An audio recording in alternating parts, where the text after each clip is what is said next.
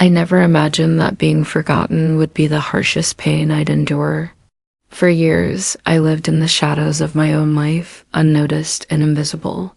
Even in a city as vast as Los Angeles, where millions roam streets filled with dreams and broken promises alike, I had learned to disappear, to mute my presence so deeply that even the people closest to me ceased to acknowledge I existed. It wasn't sudden. It was a slow fading, a gradual erasure of my identity that I didn't fully grasp until the silence became deafening. In my 20s, I was ambitious, full of hope, and desperate for connection. I arrived in LA with a suitcase and a heart full of belief that the city of angels would offer me the second chance I so desperately sought. I pursued every opportunity, from odd jobs to long nights at cafes, trying to carve out a place for myself. But life has a cruel way of shifting the spotlight away, especially when you don't know how to fight for it. People I felt would stay vanished. Friends stopped calling. Promises were broken before they could even be made. The worst of it was the loneliness, that creeping sense of abandonment that settled like fog in my chest. I became a ghost in a city buzzing with life. Family, too, seemed to forget me. Their absence felt like a punishment for my failures. The rejection wasn't just external, it burrowed inside, gnawing at my self-worth until I questioned if I was even worth remembering. And then he appeared in my life again. I hadn't seen him in years. Not since the day I left without looking back, leaving behind fragments of a life I wished to escape. He was the only one who had ever truly seen me, or so I thought. Back then, he was my closest friend, the one person who held a mirror to my soul, reflecting parts I was too afraid to face. But time and circumstances twisted our bond, and we drifted apart, swallowed by distance and silence. When I ran into him that rainy evening on Sunset Boulevard, I was almost certain he wouldn't recognize me. Years of pain and neglect had carved lines on my face and hardened my gaze. Yet in his eyes there was a flicker, a moment of clarity that shattered the years of forgetfulness. "You're still here," he said softly, as if I was a myth he had almost given up on. His voice pulled something fragile inside me. A memory of the person I used to be and the hope I thought I had lost forever. We sat on a bench under the flickering streetlights, the city's chaotic pulse swirling around us, and for the first time in a long while, I felt seen. Not for what I had become, but for what I still was beneath the layers of scars and solitude. But the reunion was bittersweet. He confessed that he had thought I was gone for good, swallowed by the shadows of the city, or swallowed by my own silence. He hadn't remembered me in the way I hoped, not the vibrant girl who dreamed wildly, but a faded memory, a ghost from the past. And that realization hit harder than any rejection before.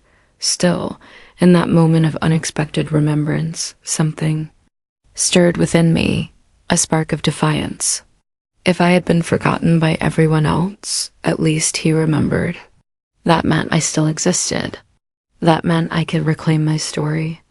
The city, with all its lights and darkness, became a backdrop to my rebirth. The streets where I had once felt invisible were now paths where I'd carve a new identity, not defined by rejection or neglect, but by the quiet strength of survival.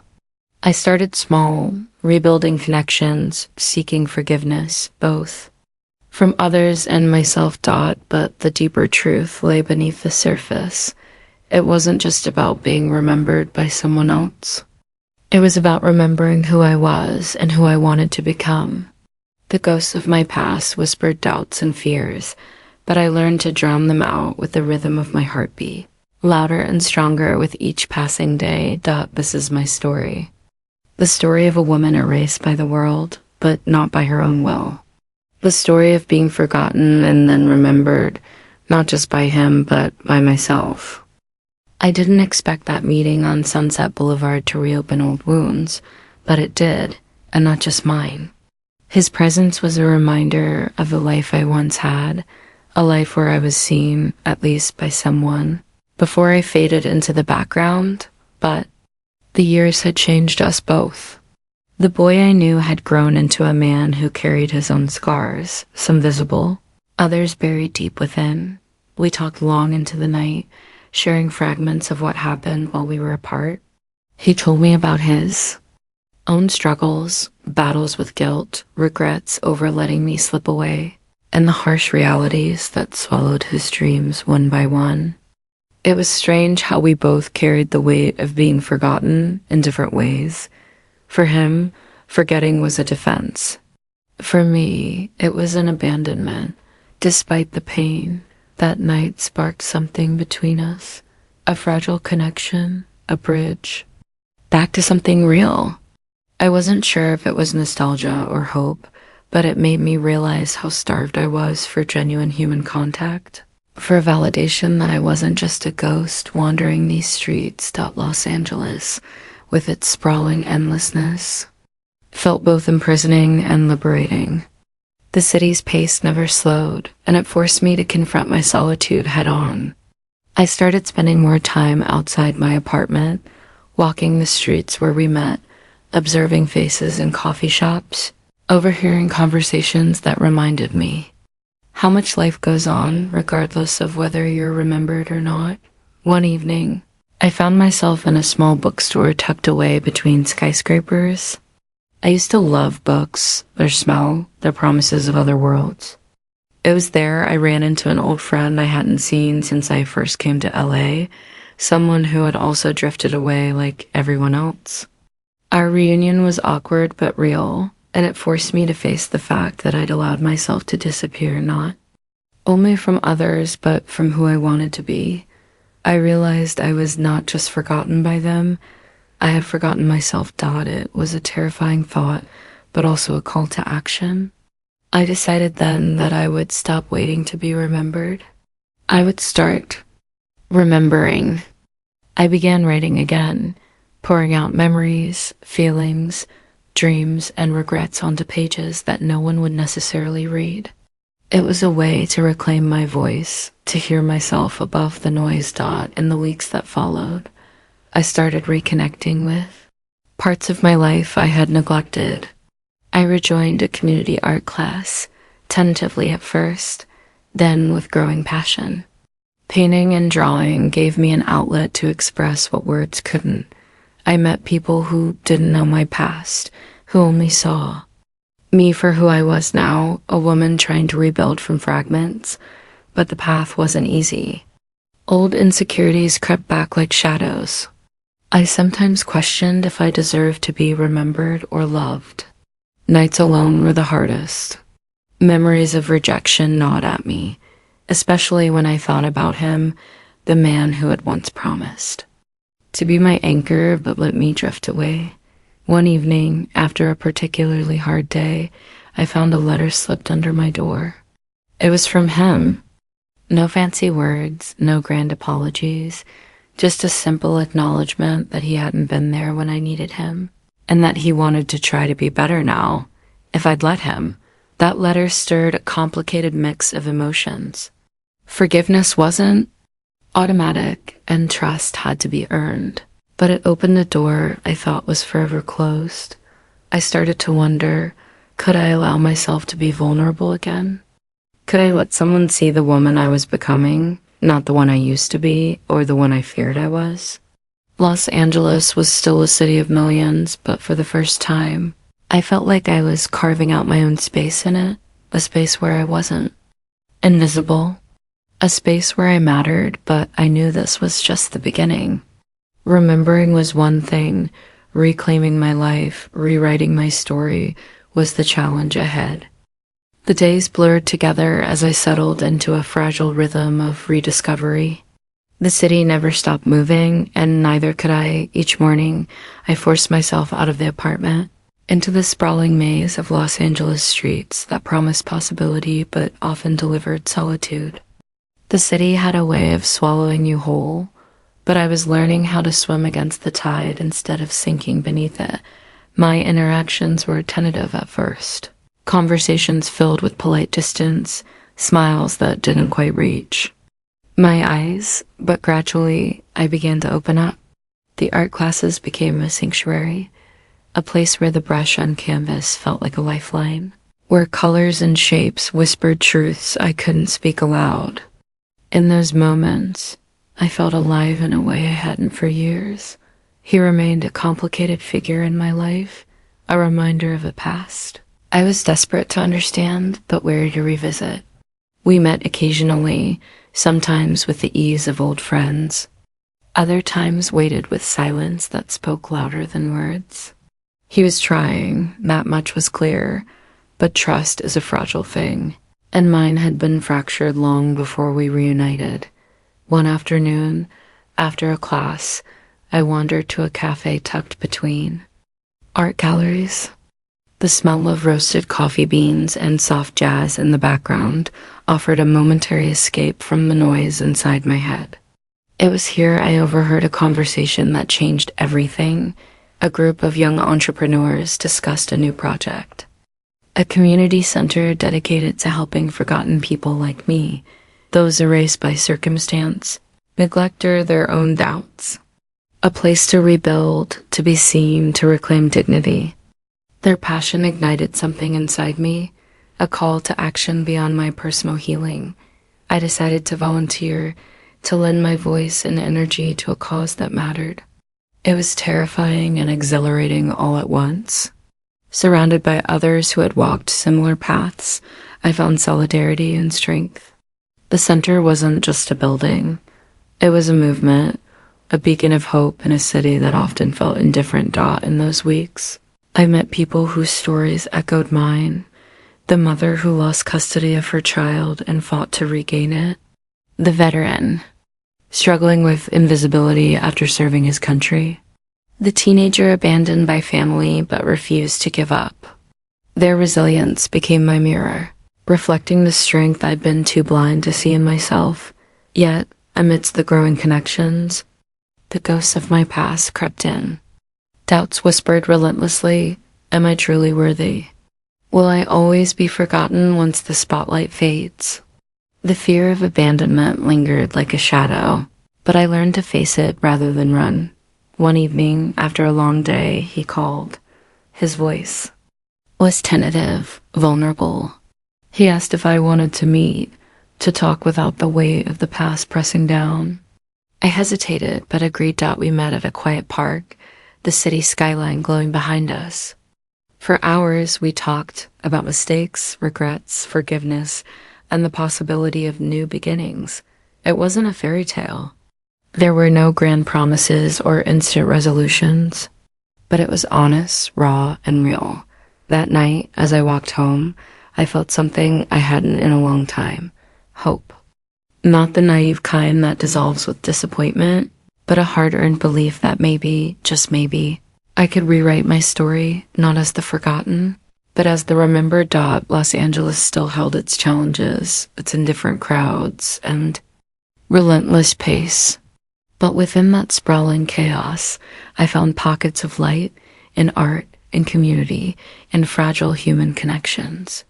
The journey was far from over, but for the first time I felt I was moving forward, not merely surviving. There was a delicate balance in learning to live again, between clinging to the past and embracing the uncertain future. Los Angeles was no longer just a backdrop of forgotten faces and missed chances. It became a canvas, blank and full of possibilities.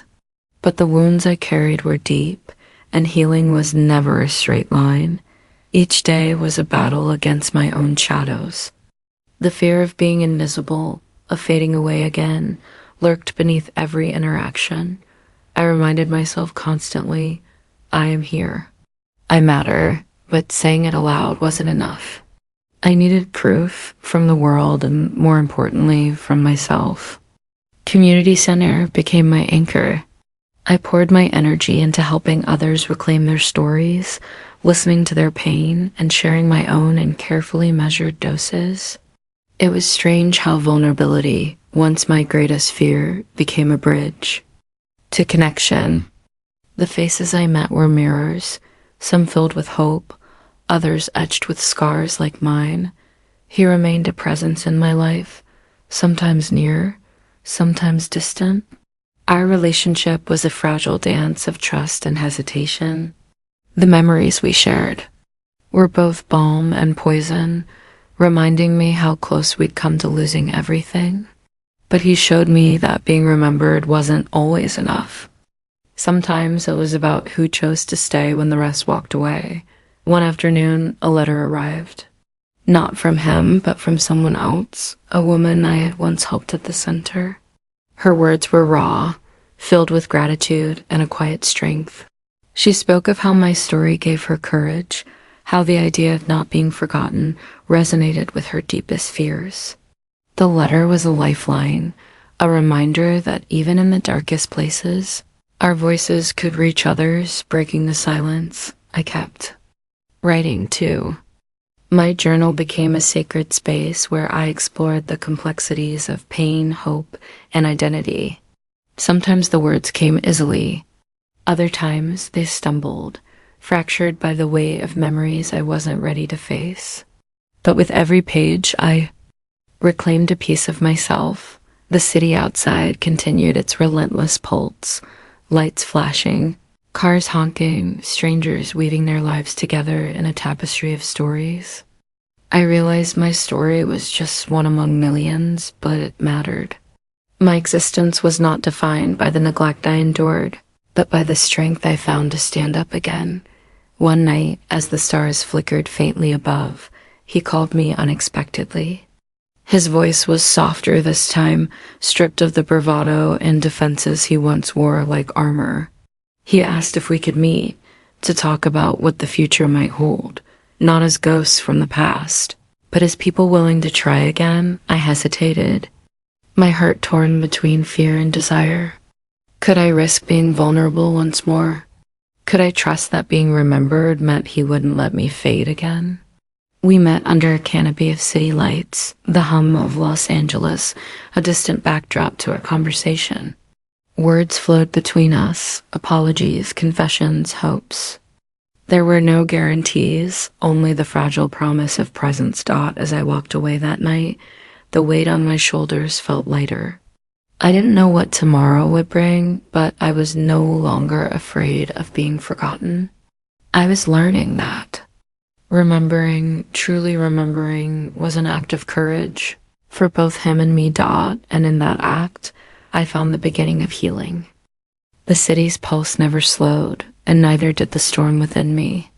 Los Angeles had become both my battleground and sanctuary, a place where memories collided with hope, and where I learned that being remembered was only the first step in reclaiming my life.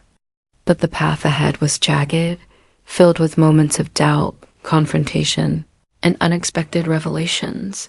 After our tentative reunion beneath the city lights, the distance between us began to shrink, not instantly, but gradually, with quiet gestures and fragile conversations. He wasn't perfect, far from it. His apologies came mixed with defenses, his attempts at connection shadowed by fear of failure. Yet, in those imperfections, I found a strange kind of honesty I hadn't seen before. We started meeting regularly, in cafes, parks, sometimes just walking the streets, sharing stories and silences. It felt like building something new from the ruins of what had been lost. But as the days passed, I realized that remembering wasn't enough. The past held wounds that still bled, and some memories refused to stay buried. One afternoon, a confrontation shook the fragile peace. I discovered he had kept secrets, things left unsaid, choices made without me, moments I wasn't part of. It felt like betrayal, a fresh cut reopening old scars. The silence between us stretched longer, heavier. I questioned everything. Was he truly the person I thought I knew? Could trust survive the weight of forgotten truths? The ego, that silent undercurrent, whispered warnings. Protect yourself, don't fall again. But beneath the caution, a deeper desire burned, to understand, to forgive, to heal. I sought refuge in the community center, immersing myself in the stories of others who, like me, wrestled with broken trust and shattered dreams. Their resilience inspired me, reminding me that healing wasn't linear, and that pain, while unavoidable, could lead to growth. In one of those moments, a woman shared her story of betrayal and redemption, how she had rebuilt her life piece by piece, learning to trust herself first. Her words resonated deeply, echoing the journey I was on. Back in my apartment, I poured these reflections into my journal, the ink a steady rhythm of self-discovery. Writing became my therapy, a way to untangle emotions too complex for conversation. Days later, he reached out again, honest and vulnerable. He explained the reasons behind his secrecy, admitting his fears and mistakes. It wasn't easy to listen, but it was necessary. I realized that love, like healing, required patience and courage, the willingness to face imperfections head on. We agreed to take it slow, to rebuild trust step by step. The city around us buzzed with life, indifferent yet full of possibilities. Los Angeles was no longer just a place where I was forgotten. It was the backdrop of a story still unfolding, one where I was learning to remember myself and be remembered. On my own terms. The journey was far from over. There would be setbacks and moments of doubt, but I was ready to face them. Because in the end, being forgotten was only the beginning of my story, not its end. The final chapter of my journey through the shadows of forgetfulness and into the light of remembrance was not a grand revelation or dramatic confrontation. It was quieter, a subtle shift in how I saw myself, how I allowed others to see me, and how I reclaimed my place in a city that once made me feel invisible. In the weeks following our decision to rebuild trust slowly, I found a new rhythm, one marked by patience, honesty, and small but meaningful steps. The weight of the past did not vanish overnight, but it grew lighter with each conversation where vulnerability was met with understanding rather than judgment. Los Angeles, with all its sprawling chaos, became a canvas for transformation. I started to recognize the beauty in its contradictions, the glimmering lights against dark alleys, the endless hustle paired with moments of stillness. The anonymity that once terrified me now offering freedom to define myself beyond others. Expectations. At the community center, I took on a larger role, organizing events, mentoring newcomers, and sharing my story with those who feared they would be forgotten. Their faces, filled with gratitude and hope, reinforced the truth that our lives are woven together through shared pain and resilience. One afternoon, while preparing for a workshop, I found a package on my doorstep. Inside was a photo album, a collection of memories from years ago sent by him. Pictures of moments we had shared before the silence, before the forgetting. His note was simple: for you to remember, and to know I have never truly forgotten. Tears blurred my vision as I turned the pages. The past was not erased. It was a part of me, messy, painful, but beautiful in its own imperfect way. Holding those images, I realized that being remembered by someone else was a gift, but remembering myself was a lifelong journey. That night, under the soft glow of the city's stars, I wrote the last words in my journal for the time being. Words of acceptance, forgiveness, and hope. Words that mark not an end, but a beginning. I am no longer the woman forgotten by everyone. I am the woman who chose to remember, to heal, to fight, and to live. And in the vast tapestry of loss. Angeles, my story, is a thread that shines, faint but undeniable, a testament to resilience and the quiet power of being truly seen. If this story moved you, don't forget to like, comment, and share with someone who needs to hear this. Subscribe for more real stories that touch the soul and reveal the quiet strength behind every fall.